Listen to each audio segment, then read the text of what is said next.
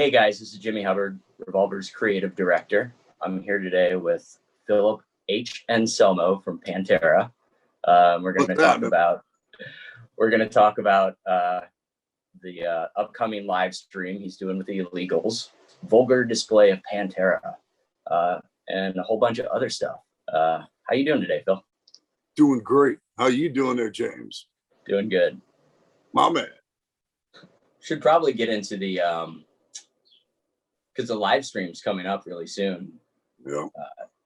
April 9th. How have the rehearsals been going for the live stream so far? Well, no one's here yet, but they're coming. And I know everybody's doing their thing to get ready, sharpen up. I've started freaking singing. Whew. And yeah, man. So individual stuff now, and then we'll have some band stuff here in just a few. You guys have the set list already planned out?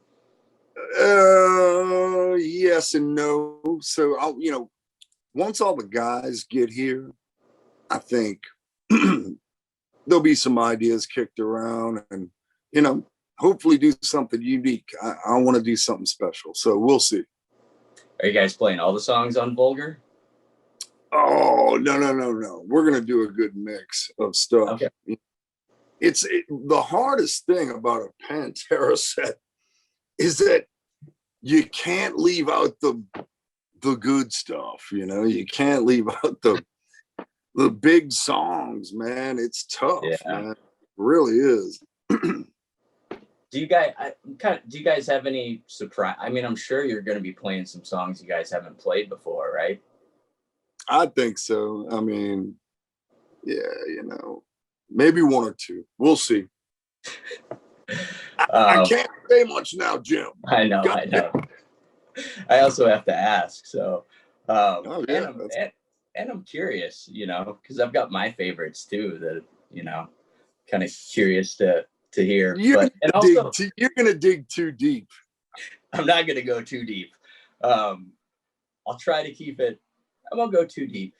I mean, that's the thing I was kind of curious about too, because Mike and Blue a lot of the guys are similar age to me, like I'm sure Pantera's music had such a huge impact on them growing up. I imagine that a lot of the guys in the band have ideas and favorites and come to you with all that stuff. What's that like for you? I have to say, taper your expectations, you young whippersnappers. Damn, man, it's true though. I mean, they're not wrong when they come to me with, let's say, I got a request for Uplift, and I'm like, well, we sure as hell never did play that live. Pantera, I am speaking about. We never played that song. So it'd be fun, it'd be interesting, but is it gonna take the place of I'm Broken in a hour-long set? That's what you gotta. It's like, man, it makes them disappear. There's one I'd like to do, but does it take the place of New Level in a set? It's tough, man. Maybe you just gave me a pretty good idea. Maybe we could do a live stream of all the vintage obscura Pantera tunes. Ooh. Do all the weirdos. That'd be great. That'd be awesome. Because a few of my favorite songs are like stuff. Well, like Hard Lines, Sunken Cheeks, Use My Third Arm. Yeah. Throes of Rejection. Ooh. Well, we do a segment of that. The outro of that song, Throes of Rejection. We do the outro, and that's not like doing the song. I understand that. But trying to squirm all these songs in together in medley form, I mean, we've tried that. And I guess we'll try a little further this time around, but I'm not promising that we're going to do anything like that. But it's just trying to get all those songs. Now, we have done Use My Third Arm before. It's just one of those songs. What's interesting, man, is I've said it, I think I've said this live, but I'm going to drive the point home. When we started the Illegals, man, we just wanted to be an extreme heavy metal band, one way or another. Never did I think we'd become this band that are playing Pantera songs. Asking my guys to do that is a huge ask. Yes, Pantera was huge in their lives, but they are also young and also into death metal. And that's what really, I guess, the initial music would be for Mike DeLeon and Blue, you know, especially. So I think it's they deserve a lot of credit, man, for taking this Pantera gig. And really, I think they do it pretty freaking well, man. I really do, and I'm proud of them. I just, man, thinking about more songs and different songs to do.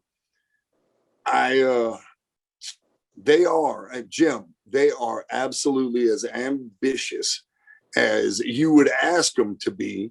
They would play anything and everything.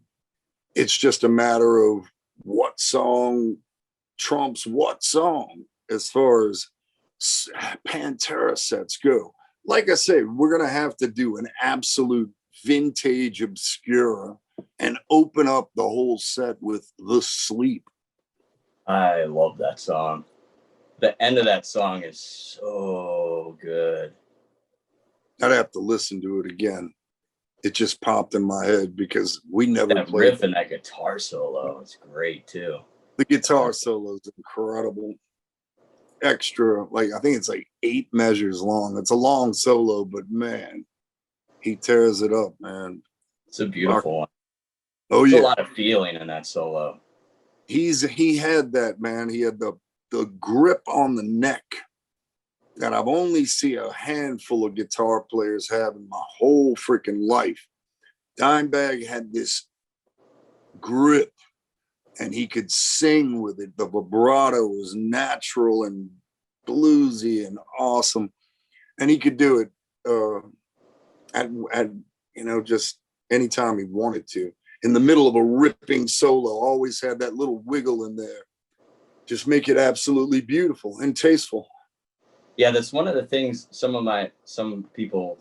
friends, you know, and coworkers that are big music fans. They weren't like metalheads when they were younger, you know, but they're like this stuff's so incredible, like the interplay between Dime and Vinny. But that's one of the things some of my friends that, you know, weren't metalheads growing up that got into Pantera later have all said is that it's really tasteful, like the musicianship and the playing and the structures and the songwriting. And you know what? It's funny. I was rehearsing the other day and I wanted to check the tuning on where we were at on a tuning level last tour. So I popped on a YouTube video and the first comment, I ain't reading no damn comments, but this one stuck out. It was all in caps and I was like, geez. But this guy said, I'm a huge Pantera fan. I'm 50 years old. And I got into Pantera when I was 49. He said in his prime, he was a big fan of the grunge stuff and the Seattle scene. And that's really what he listened to. And then I think the comment went to say that his son got him into Pantera last year. So he got into it at 49 and he said he was a musician and he said, I don't know how I missed this the first time around, but it's very true, man. Diamond, Vince, and Rex, all the whole band, man. Those dudes, I mean, they were at an incredibly advanced and professional level when I was 17 years old, you know, and I'd played with some pretty good musicians in New Orleans. I'd seen some very good musicians in New Orleans, but when I got into the room the first time with them, it was in a studio environment. I'd been to a studio once, and we recorded a 4-track. So, man, it was a nice size. It was a little studio, but it was perfect. It was awesome. And Vince was behind the drum wall and had a window, and it was like we all had headphones on and shit. So it was extra awkward for me, but there was just no denying just bass, guitar, drums in that room with those headphones on. They were tighter than the bands they were covering, man. It was insane. We did everything from Van Halen songs, Judas Priest songs. That was the bulk of it. And I can't say it wasn't a little incredible to have Diamond Vince playing Van Halen stuff, where it's, Eddie and Alex. And it's just like, that's one thing, man. Like Pantera, we were a damn good heavy metal band with old and early metallic, maybe hard rock influences that we would actually show. You could hear those old school influences in our stuff. Some say it's the blues box, but hey, man, it's classic rock in there too. So they had that element. When I first joined the band, man, they were almost as good as they were going to get. We just needed direction from 1987 on. And,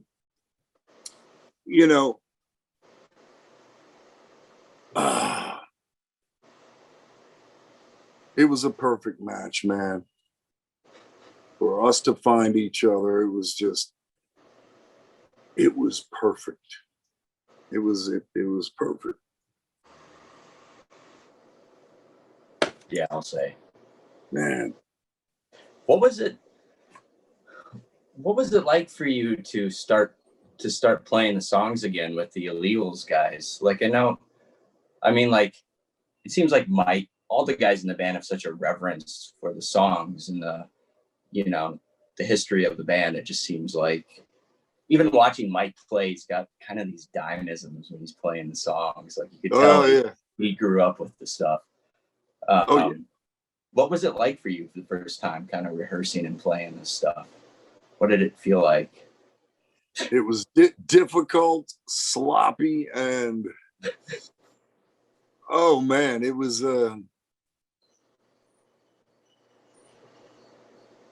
I think I even said aloud, I said, man, this could be a very, very sad movie. Somewhere in someone's vision. But hey, man, over time, practice, things came together, and they had to because of the circumstances. I was not even gonna do anything like this to the level I'm doing it right now. I'd always play a couple songs here and there, that's fine.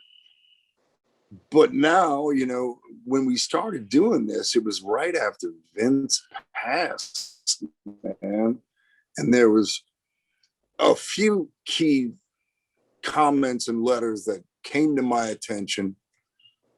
And I spoke with people that I love and trust. And, it was a tough decision, but Vince had passed, and shoot, we had 2 weeks before we left for a tour. And we were playing some pretty extreme shit. Mm-hmm. I was nowhere near level, Pantera level style vocal. That's a tough style of vocal, man. Whoo! The young man stuff. Let me tell you. So, but anyway, we had to throw that shit together quick. TT quick, as they say. And once again, I got to give my guys huge props, man, for just knowing that we were not going to ever be perfect. We're never going to be another Pantera, but we can give a spirited go at it and do the best that we can and really encourage the audience to celebrate it with us. They know the fucking words to those songs. Sing the songs with us. You know, it helps. And it only seems right. So to me, it's just a big celebration. And as far as technicalities and the guys in the band, we're going to get as good as we get. And we're going to fucking definitely give a tribute that is, we'll give it some justice, my man. We're going to lay it on. And I know my guys are practicing hard, so they're going to kick fucking ass. So it's always on me. So, hey, I've been practicing. I ain't going to say it's easy, but damn, I'm trying. My man. And may I add a bless you, sir. Bless you.